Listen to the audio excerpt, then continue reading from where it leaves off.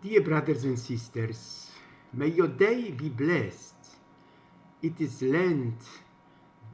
The preachers prepare us for a joyful Easter.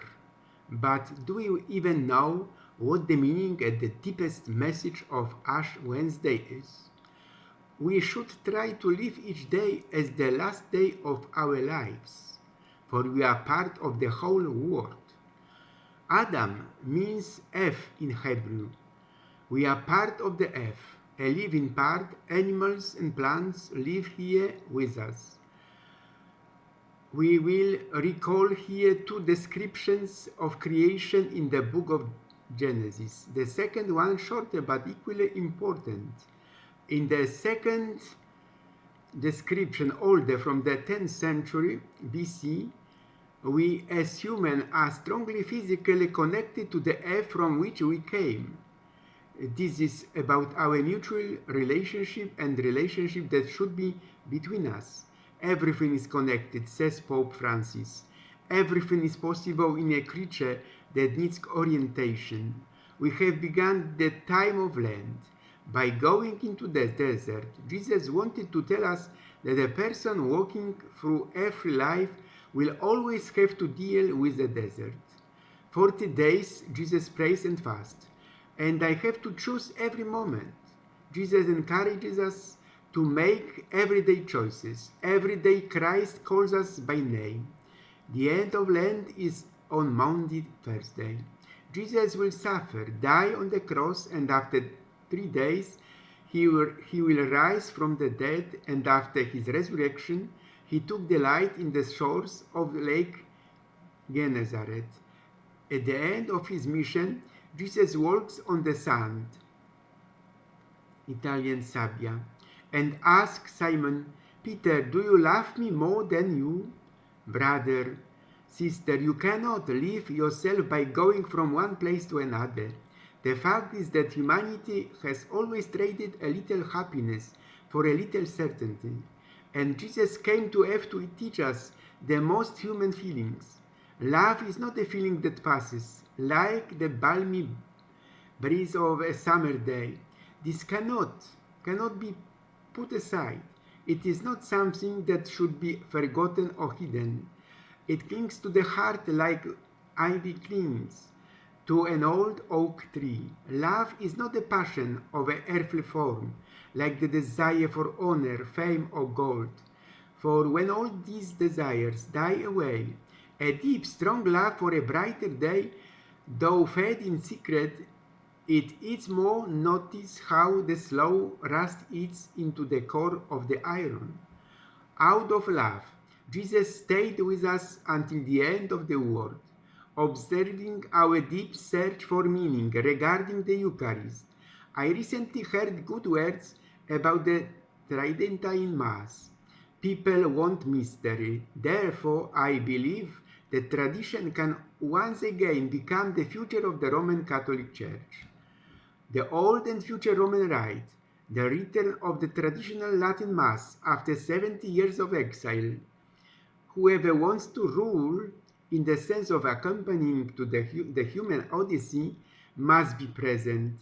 We have come to assume that behind every religious conflict there are primarily political and economic motives, because we do not want to consider the fact that a person's faith may actually be the ultimate, highest reality.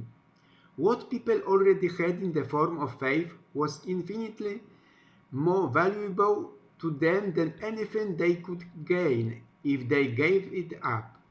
Life itself without faith would be worthless to them. It would be mere existence, an existence lower than animals, because animals are perfect in themselves, but humans are imperfect. The pursuit of perfection requires divine help. To worry is to pay a debt that you do not owe. Let us open ourselves to a new spring in our human world. After all, it has already happened in our lives. When spring came, even a false spring, there were no problems except where to be happiest. The only thing that could ruin a day was and is people, poet said. and if you could refrain from getting involved, each day then had no limits. People have always been the limiter of happiness, except for a few who were as good as spring itself. The Nobel Prize winner wrote, "I am always in love." Most people did not have a heart for turtles, because a turtle's heart will continue to beat for hours after being cut and slaughtered. Meanwhile, the old man thought, "I have a heart like that too." He no longer dreamed of storms or women, not great events, not great fish, not fight, not struggles for strength. It wasn't even a dream about his wife. Now he only dreamed of places and lions on the beach. They played in the twilight like young cats, and he loved them as he loved them a boy. He never dreamed of a boy. He just woke up, looked out the open door at the moon, unzipped his pants and put them on. I love my city. People I liked who I hadn't met went to be cafes because they were lost in them, and no one noticed them, and they could be alone there and be together. Only I'm not lucky anymore. But who knows, maybe today, every day is a new day. Better to be lucky, but I prefer to be precise. And when happiness comes, you will be ready. No good book has ever been written in which symbols would be previously established and consolidated. I tried to create a real old man, a real boy, a real sea, a real fish, a real sharks, but if I made them good enough and true enough, they would have many meanings. I finally understood that every day should be a fiesta, and that seemed like a wonderful discovery. In those days, we didn't trust anyone who wasn't involved in the war, and it was impossible to trust anyone. This is Ernest Hemingway. Another question, Nobel Prize winners' books. Do you read them? Faulkner, Hemingway, Fitzgerald? Only if I have to. I try to avoid old, dead white men. Somebody said, all people, no matter how little they had, if they were in Paris, possessed a great treasure, Paris itself. There is no better city than Paris in which to laugh. There is no worse city than Paris, where you can laugh and lose. So far, when it comes to morality, all I know is that moral is what makes you feel good, and immoral is what makes you feel bad, and judged by those moral standards that I don't defend. Bullfighting is a very moral to me because I feel very good while it is going on, and I have a feeling of life and death, mortality and immortality, and when it ends, I feel very sad.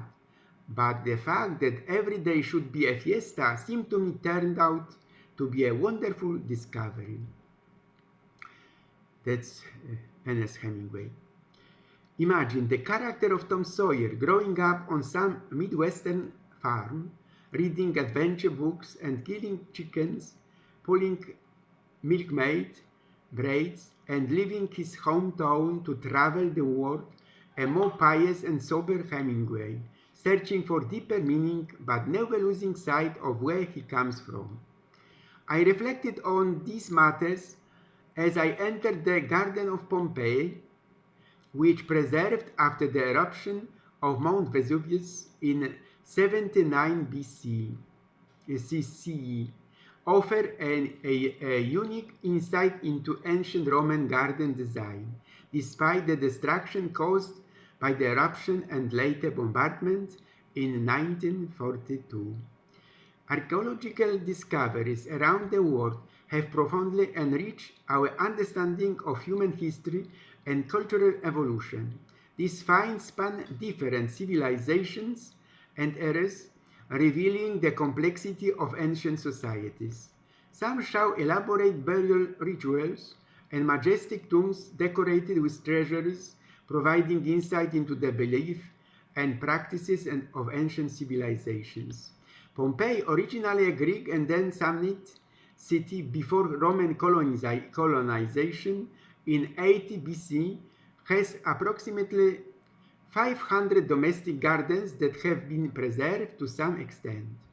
These gardens come in various forms in townhouses, including atria, small paved courtyards that allowed light to enter and smoke to escape, compensating for the lack of windows, peristyle courtyards, paved courtyards surrounded by a roofed colonnade, peristyle gardens, ornamental gardens also surrounded by a colonnade, cystus, vegetables gardens usually located at the back of the house.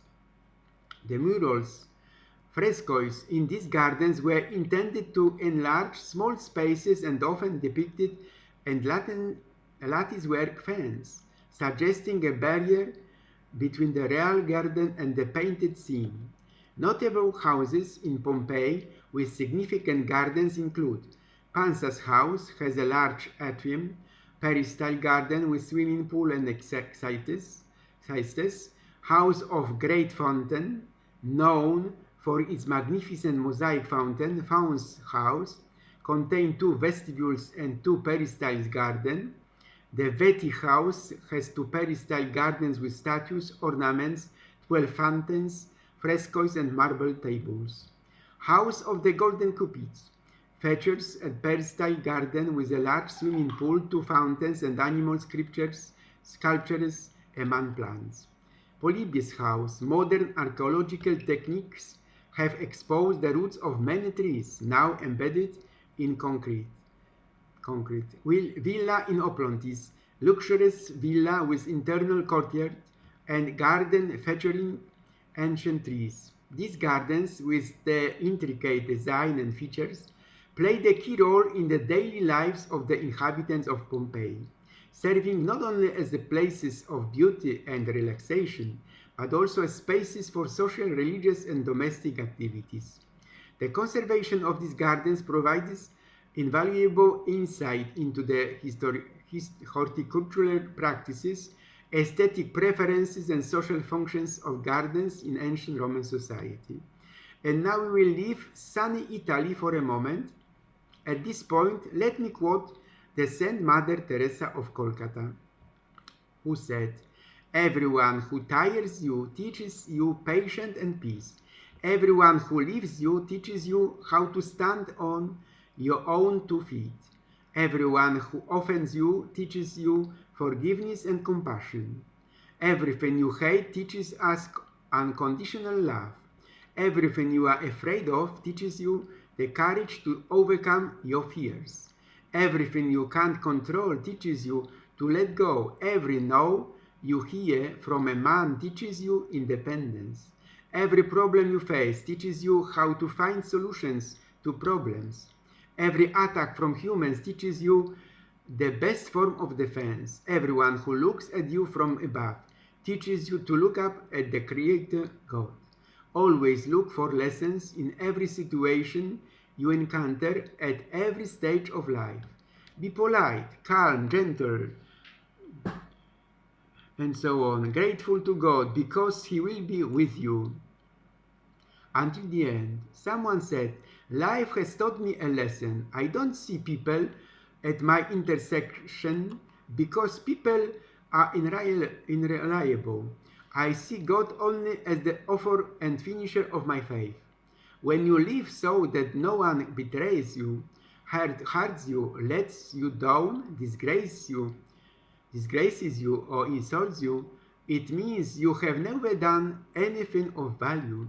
The beauty of life is that it brings with it disappointment and betrayals from people you least expect.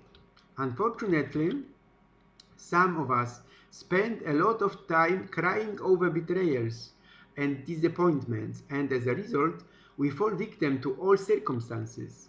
Remember one thing: holding on to anger is like banging your head against a wall and expecting the other person to feel the pain. You You only hurting yourself.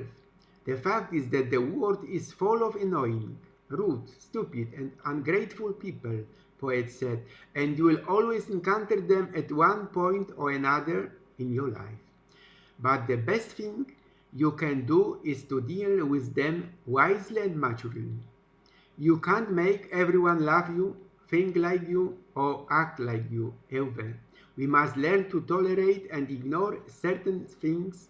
We must try to bury the faults of others and move on with our lives.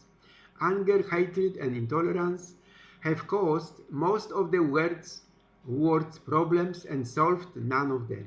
Life is short. You don't know how much time you have left. I am begging you to take the pain and forgive that special person you hold a grudge against and your grievances. Gather your courage and apologize to the person you offended. Life is not measured by the amount of money, houses, or businesses you own, but by the positive impact you have made on the lives of others. May your day be blessed. I live my Catholic faith.